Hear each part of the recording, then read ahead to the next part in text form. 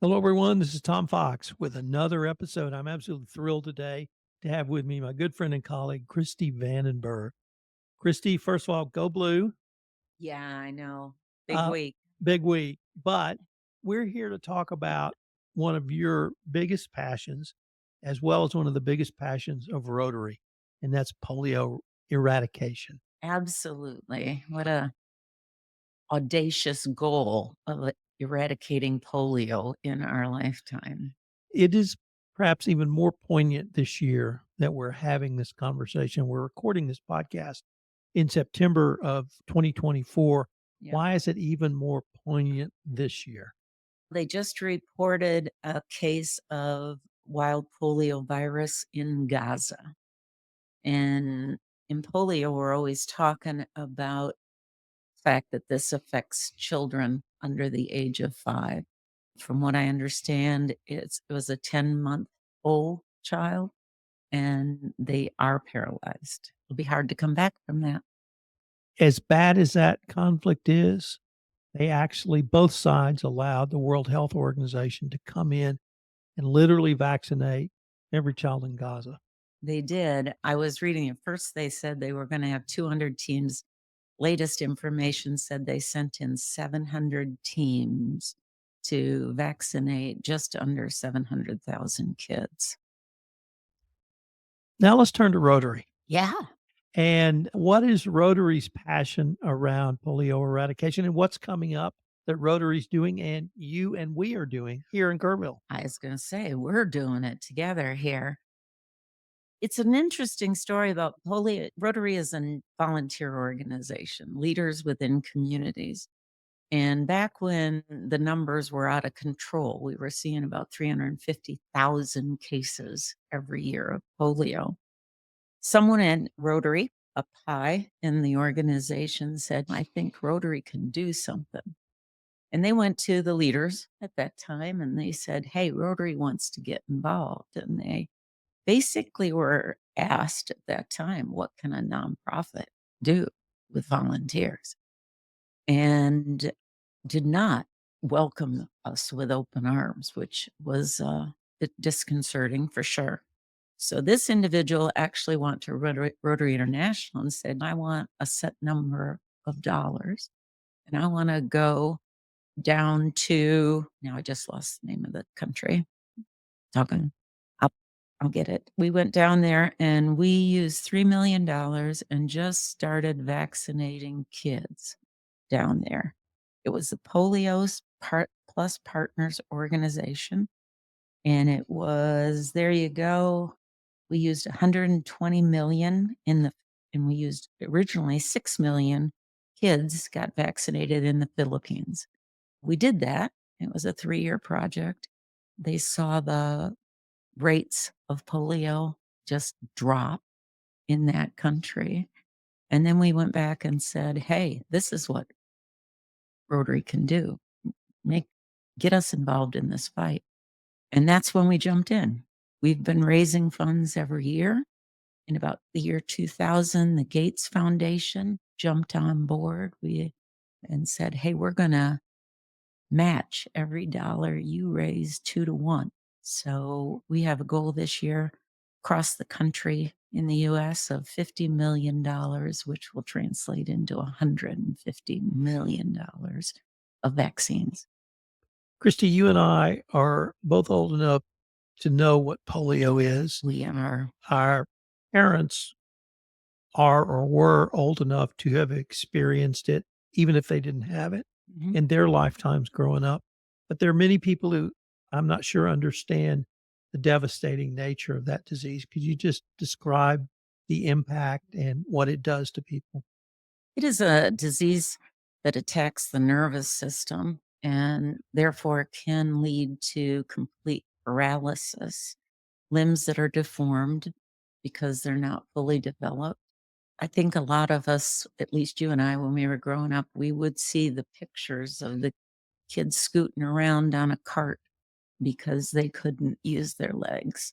I remember seeing, and it brought it to mind today because I was doing my homework before I came, and they was a picture in the thing that I was looking at, and it was probably a 6-year-old, and he was in an iron lung.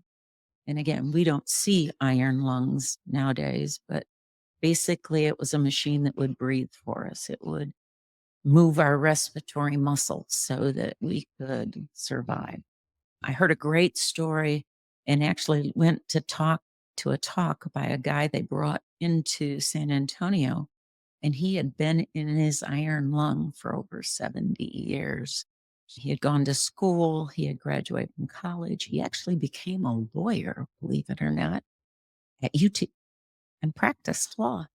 But for him to talk about what it was like back then when he was not the only guy in an iron lung, but it kept him alive. So our club here in Kerrville is committed to raising funds to fight this disease, to be part of the success of eradicating polio. And we are going to have an event on October 24th. We're going to be over at the Dietrich Center this year. It's going to be a little different. We're going to serve dinner. And we actually just confirmed 2 speakers, one who is living here in Kerrville with polio. And we have a Rotarian whose mom had polio. So she's going to talk about that as she was growing up. We're going to sell tickets to it. We're looking for sponsors for the event. And we're going to come together and have some networking and fellowship, but at the same time, really talk about why it's so important to continue this fight. There's an estimate that if we stopped now doing the vaccinations, that within 5 years, we could again have as many as 200,000 cases.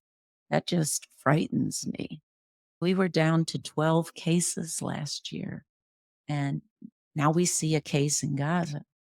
I'm very excited that the powers that be, and as you said, both sides of this conflict saw that they would let healthcare workers in there to do these immunizations, get these kids the drops of that wonderful vaccine that will help them to stay healthy.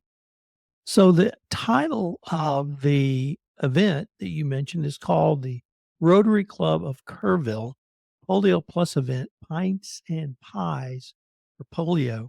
I'm going to leave the pints to you, but could you tell us the pie part? We have a number of good bakers in our club, and last year we actually did a dessert auction with pies. I think I remember you wanted to buy apple pie, Dutch apple pie. That's my heritage. So there you go. So we're going to sell some pies there, and we're going to raise some money. We've got a musician from Schreiner University who's going to come and play music for us during dinner. And we're just going to, like I said, come together. We were talking, we will have a wine raffle with somewhere between 25 and 30 bottles of wine and raffle tickets that hopefully will be in just a great cooler. I'm working on that part. So there you go. If some of our listeners wanted to find out information on pints and pies for polio, where could they go? We have a website, the kerrvillerotary.org, but they can email me at kerrvillerotary@gmail.com. And I don't mind putting my phone number out there as well. It would be great. Some people, again, we're going to do this at the Dietrich Center. And I think, as you said, people our age remember it. And I think that there's a lot of people in this country who don't remember it. They don't know that it's still active. The vaccine is so effective in minimizing the chances that someone's going to get this disease. And it's a virus. And I worry about it. I do think that it's a plane ride away right now. We get someone into our country who has it, because you can be a carrier of it and not even know that you have it. And they expose other kids in our country who, for whatever reason, haven't been vaccinated. I worry about it being alive and well again here in the States. I think I recall you saying last year that our club raised the most money of any club in our district. Is that correct? That is, we're in the South Central Texas district. There are 55 Rotary clubs around here. They go south to Beeville, west to Seguin. I'm sorry, east to Seguin, west to Del Rio, north to San Angelo. So all those clubs, and Kerrville is number one. We're pretty proud of that. We want to. You've had a pretty robust Rotarian career. I have. Could you tell us a little bit about your career in Rotary? When I was working with the Red Cross, and I was looking, I know what Red Cross does across the world. It's a wonderful thing. But I was looking for an organization here in Kerrville, and someone recommended that I come be a Rotarian. So I joined the Rotary Club, and I absolutely love this motto of service above self. Eventually, I became president of our club and then actually served the district as well. But the year that I was president, we've had these themes. And the year I was president, the theme was making a difference. And I've worked in the nonprofit sector my whole life. And when people say, why do you do that? I have been saying probably for 35, 40 years, because I want to make a difference. Not they did that to me. They made that theme of my year. Of course, that's what I want to do. There are many times when something happens tragic in our world, whether it's a weather related thing or whether it's an attack of some sort, where I can't be there. I'm here in Kerrville. I can't be there. But the lovely part about this is I know that Rotarians are going to be there. I know that there's a club somewhere there that is going to step it up and do what it needs to do. And being part of that organization is just incredibly important to me. Could you give us maybe one or two highlights of your Rotary career, whatever they may have been? I think for me, the biggest thing is seeing the faces of the people we serve. There's nothing like putting together a project and having someone who is without be able to get what they need and do that. During COVID, there was a lot of there were a lot of families in our area that just needed a little extra help for whatever reason.